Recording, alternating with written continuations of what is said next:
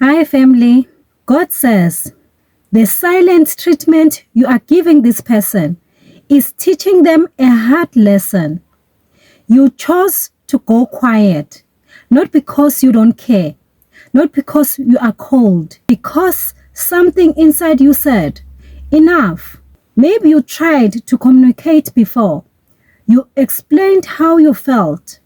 You gave chances. You showed patience. But your words were not taken seriously.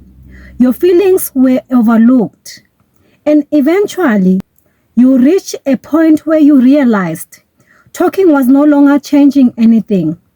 So you chose silence. And since then, you've been questioning yourself. Did I do the right thing? Am I being too harsh?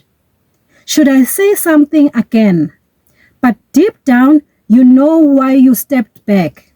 Let me tell you something very important. Not all silence is rejection. Sometimes silence is protection. Amen. There are situations where people only understand your value when your presence is no longer easily available. When you are always there, they were comfortable. They delayed responding. They ignored your effort. They assumed you will always stay.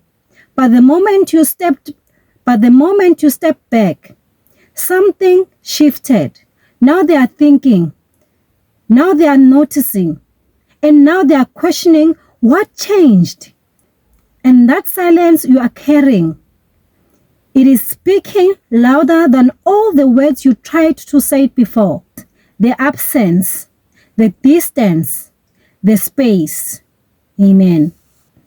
And this does not come from a place of revenge. It comes from a place of growth.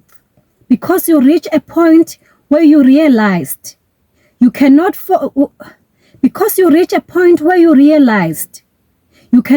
someone to understand you. You cannot force someone to respect you.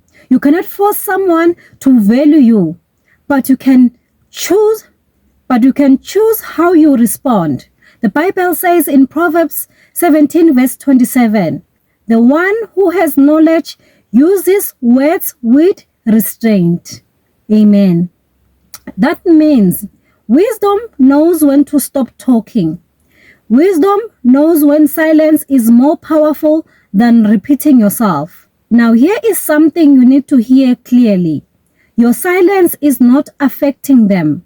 It is also strengthening you, because in that silence, you are learning to protect your energy. You are learning to set boundaries and trust God instead of chasing people. Amen. The Bible reminds us in Exodus 14 verses 14, the Lord will fight for you.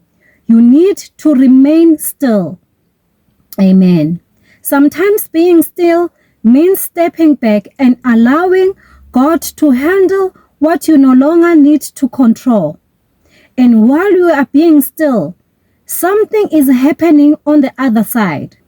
That person is reflecting. They are remembering how you treated them. They are realizing what they took for granted. They are beginning to feel the absence of what they once had access to. And that is where the lesson begins.